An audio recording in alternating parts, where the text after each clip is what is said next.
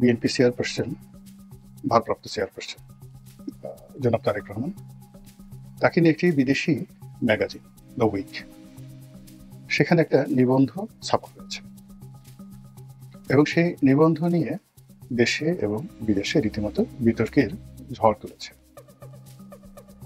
এবং অনেকে এটাকে বিএনপি তোষণ, তারেক রহমান তোষণ কিংবা নিজেদের আখের গোছানোর একটা উপলক্ষ হিসেবে এটির পক্ষে নানা রকম তোয়াজ তদবির এবং কথা বলে বেড়াচ্ছেন। যারা পক্ষে বলার চেষ্টা করছেন তাদের বক্তব্য হলো যে জনাব তারেক রহমান আগামী দিনের রাষ্ট্রনায়ক। তিনি একেবারে শতভাগ নিশ্চিত যে তিনি যে নিয়তির কবলে পড়েছেন সে নিয়তি তাকে প্রধানমন্ত্রী বানিয়ে ছাড়বেনি, অর্থাৎ তার কপালে রাজটিকা আছে এবং তিনি বাংলাদেশের প্রধানমন্ত্রী হবেন। তার আরো বলার চেষ্টা করছে যে আমরা বাংলাদেশে বসে অনেক অনেক সমালোচনা করছি, অনেক অনেক কথা বলছি, কিন্তু বিদেশিরা ঠিকই টের পেয়েছেন।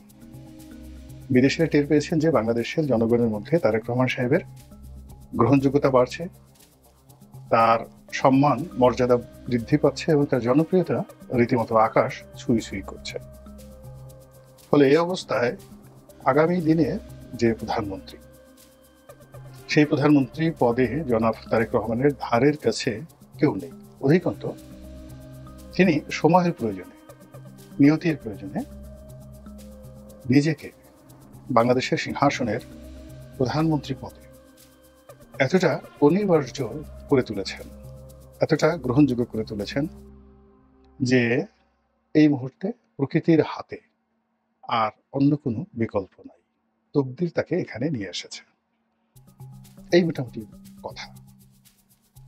তো দ্য উইকে যে প্রতিবেদন ছাপা হয়েছে, এখন যারা বিতর্ক করছেন তাদের বক্তব্য হলো যে এটি একটি ব্রিটিশ ম্যাগাজিন, অপরপক্ষ বলছে যে না, এটি ভারতীয় ম্যাগাজিন। যাই হোক না কেন, এখানে যিনি লিখেছেন একজন ভদ্রমহিলা এবং তিনি ভারতীয়। বলা হচ্ছে তিনি ভারতের বা দিল্লির ব্যুরো চিফ ওই উইক পত্রিকাটি। আমি এই পত্রিকাটির অনলাইনে গিয়ে খোঁজার চেষ্টা করলাম, দেখার চেষ্টা করলাম, তবে সেখানে আমার কাছে মনে হলো না যে এটা তেমন কোনো উল্লেখযোগ্য পত্রিকা।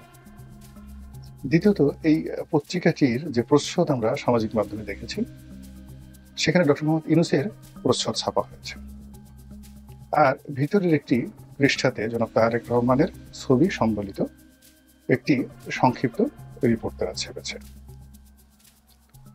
রিপোর্টে যে সকল কথা বলা হয়েছে বা মন্তব্যে যে সকল কথা বলা হয়েছে, এটাকে রিপোর্ট, সম্পাদকীয় বা মন্তব্য মানে কোনোটাই এক্সক্লুসিভলি বলা যাবে না যা কিনা এই পত্রিকাটি ওন করে বা আমরা ওন করি। এখানে ভাষা মানুষের আবেগ, অনুভূতি, পরিবেশ, পরিস্থিতি এগুলো নিয়ে একেবারেই ভাষা কিছু মন্তব্য করা হয়েছে। বিএনপির পক্ষ থেকে দলগতভাবে এটিকে নিয়ে এখনো পর্যন্ত আধিক্ষেত্তা দেখানো হয়নি, কিন্তু ইতিমধ্যে ফেসবুকে ঝড় তুলেছে, ইতিমধ্যে সামাজিক মাধ্যমে আলাপ আলোচনা হচ্ছে এবং যারা আমরা কন্টেন্ট তৈরি করি আমাদের মধ্যেও ব্যাপক সাড়া ফেলেছে পক্ষে এবং বিপক্ষে। আমি প্রথম কয়েকদিন লক্ষ্য করলাম, পরে দেখলাম যে না, এটি নিয়ে বেশ মানুষের আগ্রহ রয়েছে এবং সেই দিক থেকে বিষয়টি নিয়ে একটু আলোচনা করা জরুরি। যারা অভিযোগ করছেন যে তারেক রহমান সাহেব আসলে বাংলাদেশের প্রধানমন্ত্রী হওয়ার উপযুক্ত নন, ইতিমধ্যে বিএনপি বিরোধী একটা বিরাট চক্র সামাজিক মাধ্যমে অত্যন্ত সক্রিয়। তারা যে যেভাবে পারছেন বিএনপিকে ছোট করার জন্য, হেয় করার জন্য নানা রকম কথা বলে যাচ্ছেন।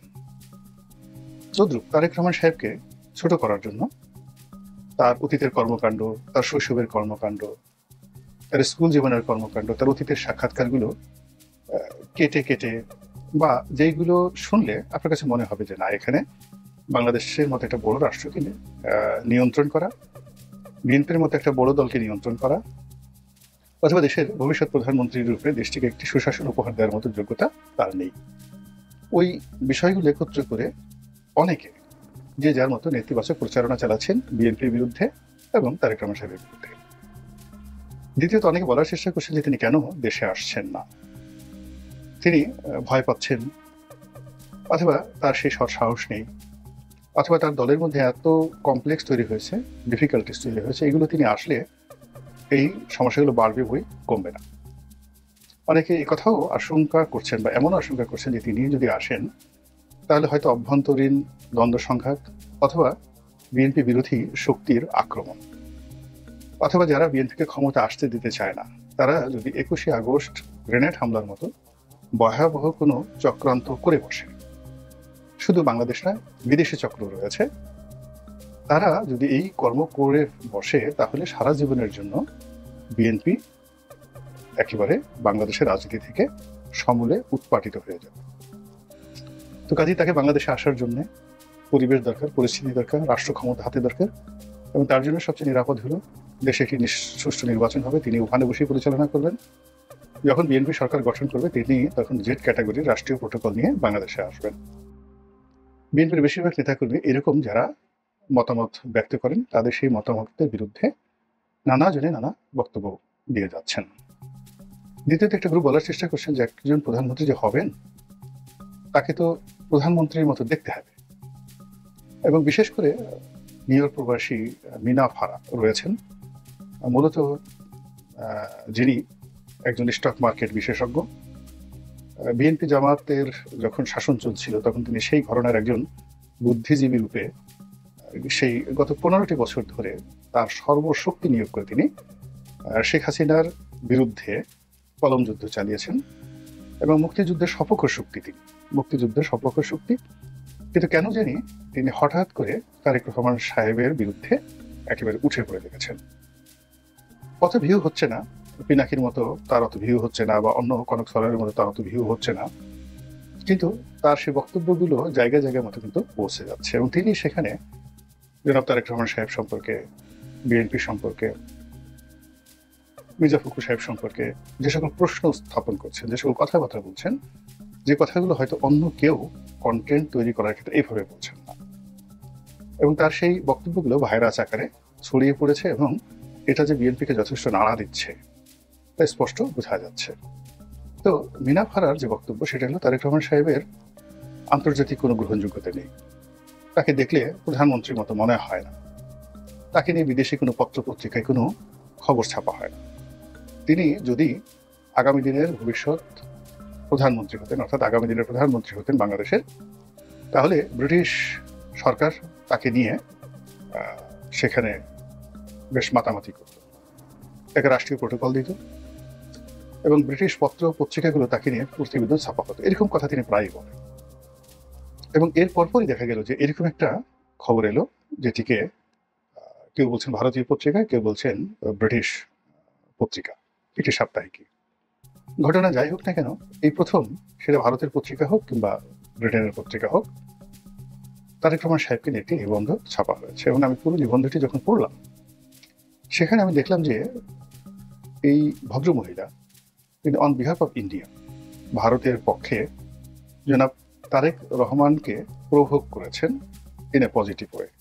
এটা ইন্টেলেকচুয়াল লেভেলের অনেক হাই স্তর ব্যবহার করে বা হাই টেকনিক ব্যবহার করে, অতি উত্তম এবং উচ্চ মাত্রার প্রযুক্তি বলা হয় চিন্তা জগতে, যে তিনি তার আপন গুণে উদ্ভাসিত, তিনি প্রধানমন্ত্রী, নিয়তি তাকে সৌভাগ্যের বরপুত্র বানিয়েছেন, অর্থাৎ বিধাতা তাকে একটা পুরস্কার দিতে চাচ্ছেন, তিনি প্রধানমন্ত্রী হবেনই, এবং তিনি বাংলাদেশে আসবেন এভাবে। এবং এই কথাগুলো দ্বারা যদি বিএনপি এবং জনাব তারেক রহমান প্রভাবিত হন এবং উচ্ছ্বাস প্রকাশ করেন, এবং তিনি মনের আনন্দে বাংলাদেশে আসার চেষ্টা করেন, তাহলে এক ধরনের সমীকরণ দেওয়া হবে। 2 নম্বর হলো যে এরকম একজন ভারতীয় ব্যুরো চিফ সাংবাদিক ভদ্রমহিলা তিনি যেটা লিখে থাকেন, তিনি যেটা লিখেছেন, যেটি এই মুহূর্তে যারা ভারত বিরোধী লোকজন, যারা জামাতের পক্ষে কথা বলতেন, বিএনপির পক্ষে কথা বলতেন, তাদের মধ্যে একটা নেতিবাচক প্রতিক্রিয়া দেখা দেবে,